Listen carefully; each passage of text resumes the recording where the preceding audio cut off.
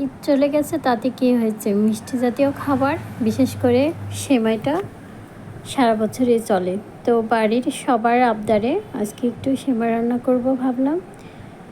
সহজ উপায়ে অল্প উপকরণে ঘরে তৈরি করে ফেলা যাবে সেমাই রান্না। তো আমি যেভাবে সেমাইটা রান্না করি এটা আজকে আপনাদের মাঝে শেয়ার করতে যাচ্ছি।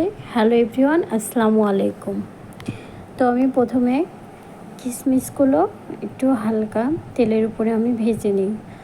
আর কাঁচা দিলে ওটা হলে একটু কিসকিস করে, অনেকেই খেতে চায় না, এজন্য আমি হালকা করে ভেজে নিই। আর এটা মূলত খোলা লাচ্ছা সেমাই, আমার এই লাচ্ছা সেমাইটাই বেশি ভালো লাগে, এই জন্য আমি তেলের উপরে এটা ভেজে নিই।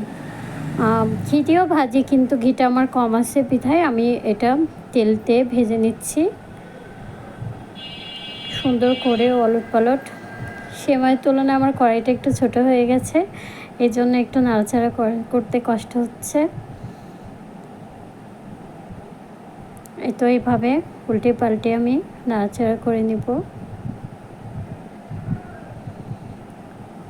সেমাইটা আমার ভাজা হয়ে গেছে, এবার আমি নামিয়ে নিব।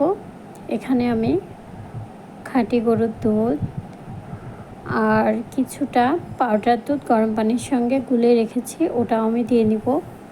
এখানে আমি 2 রকম দুধই অ্যাড করি। তো আমি দুধটা সুন্দর করে আমি জাল করে নিব।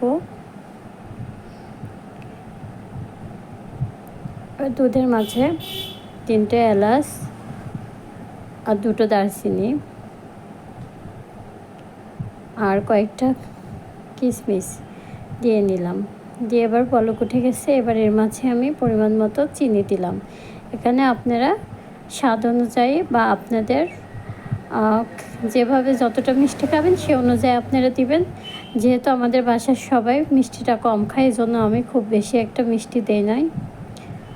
তো এবার আমার দুধটা বলক উঠে গেছে আর কয়েকবার ফুটছে, এজন্য আমি এর মাঝে মিষ্টি জিনিসে যত যাই হোক না কেন কিছুটা পরিমাণ লবণ না দিলে মিষ্টিটা বসে না। তো আমি সামান্য পরিমাণ লবণ দিয়ে নিলাম আর একটুখানি ঘি দিয়ে নিলাম।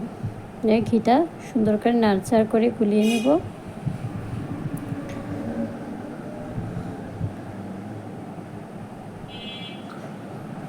আর এবার এর মাঝে আমার ভেজে রাখা লাচ্ছা সেমাইটা দিয়ে নিব।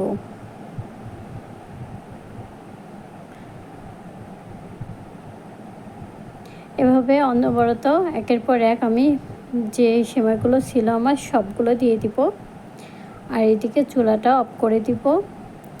এই তো পরিবেশনের জন্য আমার একেবারে পারফেক্ট লাচ্ছা সেমাই রান্না হয়ে গেছে।